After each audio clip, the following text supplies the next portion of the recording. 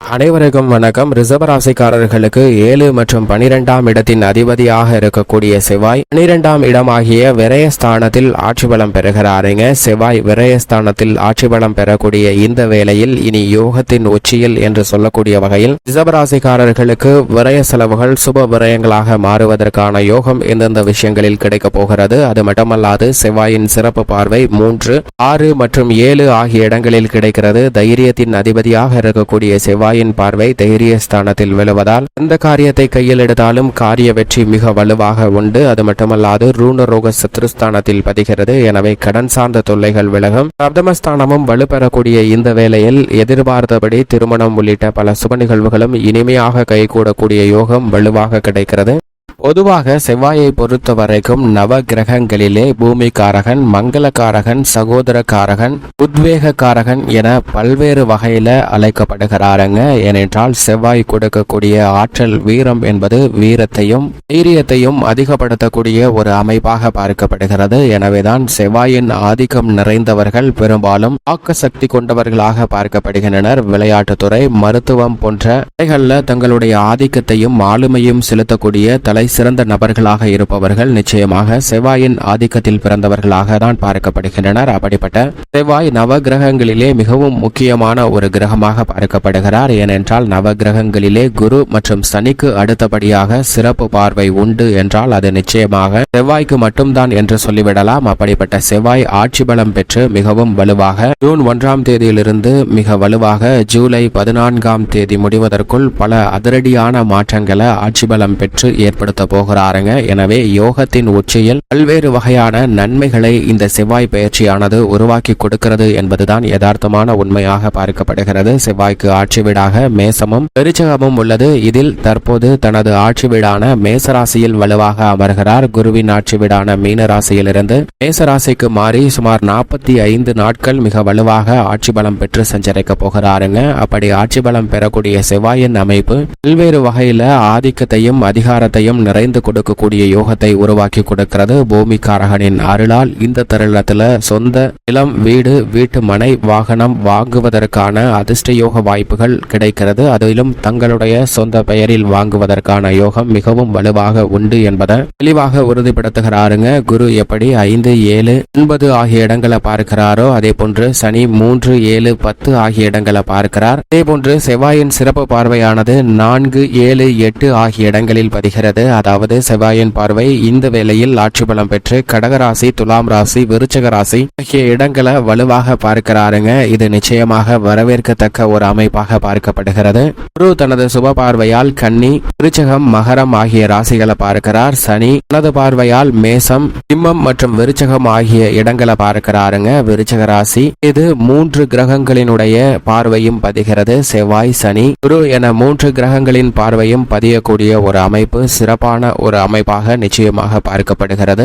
என்றால் மங்களகரகரான செவ்வாயின் அனுகிரகை இல்லாமல் எந்தவிதமான மங்களகரமான நிகழ்வுகளை செய்வது என்பது நிச்சயம் சாத்தியமற்ற ஒரு அமைப்பாக தான் பார்க்கப்படுகிறது. எனவே திருமண பொருத்தங்களில் மிகவும் முக்கியமாக செவ்வாயினுடைய பங்களிப்பு மிக அதீதமாக அனைவராலும் கவனத்தில் எடுத்துக்கொள்ளக்கூடிய ஒன்றாகவும் உள்ளது. அப்படிப்பட்ட வலிமை வாய்ந்த செவ்வாய் தற்போது ஆட்சி பலம் பெற்று அமர்வது நிச்சயமாக திருமணம் உள்ளிட்ட பல்வேறு வகையான சுப நிகழ்வுகள் இனிமையாக கைகூடுவதற்கான அதிர்ஷ்ட யோகம் நிறைந்த ஒரு தருணமாக அமைய போகிறது என்பதை தெளிவாக உறுதிப்படுத்துகிறாருங்க. மட்டுமல்லாது செவ்வாயின் சிறப்பு பார்வையும் பல்வேறு இடங்களை வலுப்படுத்தக்கூடிய வேளையில் பல அதிரடியான நன்மைகள் நிறைந்து கிடைக்கும். பொதுவாக செவ்வாய் ஒருவருடைய ஜாதக அமைப்பில் மிகவும் வலுவாக 3, 6, 11 ஆகிய இடங்களில் இந்த 3 இடங்களில் அபரிவிதமான வளர்ச்சியும் முன்னேற்றத்தையும் அள்ளி கொடுப்பார். அதே போன்று ஜென்மம் அஷ்டமத்தில் அமரும் போது சற்று சிரமம் ஏற்படுவதற்கான ஒரு சூழல் உண்டு. மற்ற இடங்கள்ல ஒரு நடுநிலையான பலனை கொடுக்கிறாருங்க. நன்மை தீமை கலந்த ஒரு அமைப்பாக தான் மற்ற இடங்கள் பார்க்கப்படுகிறது.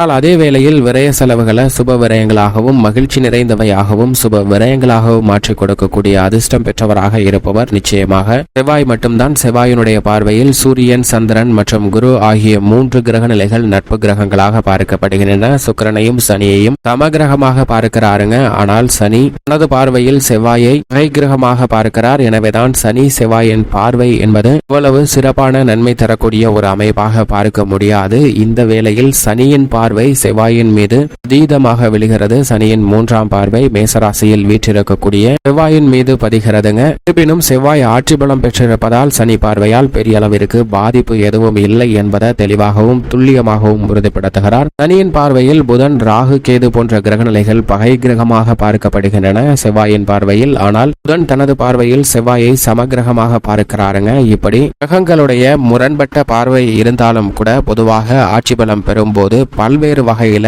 நல்ல மாறுதல்களையும் முன்னேற்ற வாய்ப்பையும் அதிரடியாக ஏற்படுத்தி கொடுப்பாருங்க செவ்வாய். மேலும் குறிப்பாக பூமிக்காரகன் என்று சொல்லக்கூடிய இந்த வேளையில் நீங்கள் நீண்ட நாட்களாக திட்டமிட்டு அதற்கான முயற்சியில் ஈடுபடக்கூடியவர்களுக்கு நிச்சயமாக சொந்தமாக வீடு, வீட்டுமனை, பண்ணை நிலம் அமைத்தல் மற்றும் புதிய வாகனம், ஆடை ஆபரண சேர்க்கை போன்றவை கிடைப்பதற்கான நல்ல வாய்ப்புகளை பரிவிதமாக வழங்கக்கூடிய அமைப்பில் யோகத்தின் உச்சியில் சஞ்சரிக்கிறாருங்க செவ்வாய். எனவே இந்த சந்தர்ப்பத்தை சரியாக பயன்படுத்திக் கொள்ளுங்கள். அது மட்டுமல்லாது இந்த வேளையில் விவசாயம் சார்ந்த பணிகளை சிறப்பான முறையில் கையாளுவதற்கான பல நல்ல வாய்ப்புகளை நிறைந்து கொடுக்க போகிறாருங்க. சந்தித்து வரக்கூடிய தடைகள், தாமதங்கள் அனைத்தும் விலகும். அது மட்டுமல்லாது கால்நடை வளர்ப்பில் இந்த நாட்களாக இறங்க வேண்டும் என்று நினைத்து கொண்டிருப்பவர்களுக்கும் நல்ல வாய்ப்பும் சந்தர்ப்பமும் அமைய போகிறது. விவசாயத்துறையில் மிகப்பெரிய அளவில் சாதனை புரிய வேண்டும் என்று நினைத்து காத்து கொண்டிருப்பவர்களுக்கு விவசாயத்துறையின் அதிபதியாக இருக்கக்கூடிய செவ்வாய் ஆட்சி பலம் பெறக்கூடிய இந்த வேளையில் நீங்கள் திட்டமிடக்கூடிய பல காரியங்கள் மிக கனகச்சிதமாக நடைபெறுவதற்கான யோகம் உண்டு. சரியாக பயன்படுத்திக் கொள்ளுங்கள். உத்தியோகம், தொழில் என அனைத்திலும் தன்னுடைய ஆதிக்கத்தை செவ்வாய் சற்று கூடுதலாகவே செலுத்துகிறார். பல அதிரடியான மாற்றங்கள் உண்டு. அரசியல், கலைத்துறையிலும்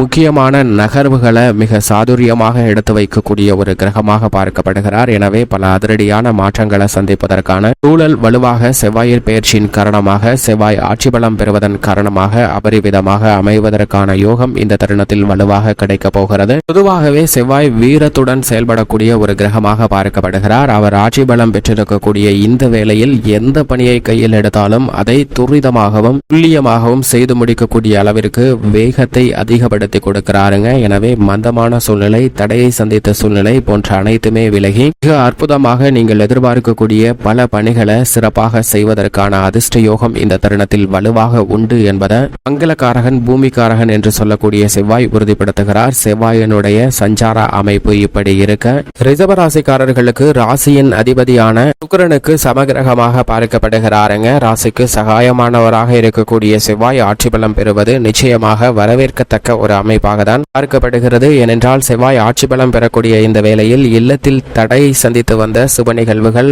மிக சிறப்பாக கைகூடுவதற்கான யோகம் உண்டு. விரயஸ்தானம் வலுப்பெறுவதால் விரய செலவுகள் அதிகரிக்கும். அவை சுப விரயங்களாக மாறக்கூடிய யோகம் மிகவும் வலுவாக இந்த தருணத்தில் கிடைக்கிறது என்பதை தெளிவாகவும் துல்லியமாகவும் உறுதிப்படுத்துகிறாருங்க. எனவே பல்வேறு வகையில் இருக்கக்கூடிய தடைகள், தாமதங்கள் அனைத்தும் விலகி சிறப்பான முன்னேற்றம் வலுவாக கிடைக்கக்கூடிய யோகம் உண்டு. மட்டுமல்லாது உத்தியோக ரீதியாக கர்மஸ்தானத்தில் சனி ஆட்சி பலம் பெற்றிருக்கிறார். அவருடைய பார்வை செவ்வாயின் மீது பதிகிறது. எனவே உத்தியோக ரீதியாக இருக்கக்கூடிய நெருக்கடிகள் விலகுவதற்கான சாத்தியக்கூறுகள் உண்டு என்பதை தெளிவாக உறுதிப்படுத்துகிறாருங்க. இந்த வேளையில் சில பணிச்சுமை அதிகரித்தாலும் கூட அதன் காரணமாக ஆதாயம் நிறைந்து பெறுவதற்கான யோகம் உண்டு. புதிய வேலை வாய்ப்பு உள்ளிட்ட பல நல்ல விஷயங்கள் மிக சிறப்பாக கைகூடும். தொழில்துறை, வியாபாரத்துறையில் யோகத்தின் உச்சியில் என்று சொல்லக்கூடிய வகையில் சிறப்பான வளர்ச்சியும் முன்னேற்றமும் ரிஷபராசிக்காரர்களுக்கு இந்த தருணத்தில் வலுவாக கிடைக்கிறது. கலைத்துறை மற்றும் அரசியல் துறையின் நாயகனாக இருக்கக்கூடிய சுக்கிரன் உட்பட பல கிரகநிலைகள் ஜென்மராசியில் வலுவாக வெற்றிருக்கின்றன. சுக்கிரனும் ஆட்சி பலம் பெற்று சஞ்சரிப்பதால் கலைத்துறையில் அடுத்தடுத்து புதிய வாய்ப்புகள் கிடைக்கும். அரசியல் சார்ந்த பணிகளில் அதிரடியான பல திருப்பங்களை சந்திப்பதற்கான யோகம் உண்டு. பெண்மணிகளின் நலனுக்கு பொறுப்பேற்ற குரு சுக்கிரன் ஜென்மத்தில் இருக்கும் போது விரயத்தில் வலுவாக செவ்வாய் சஞ்சரிப்பதால் பெண்மணிகளுக்கு சுப விரயங்களை நிறைந்து சந்திப்பதற்கான யோகம் மிகவும் வலுவாக கிடைக்கிறது.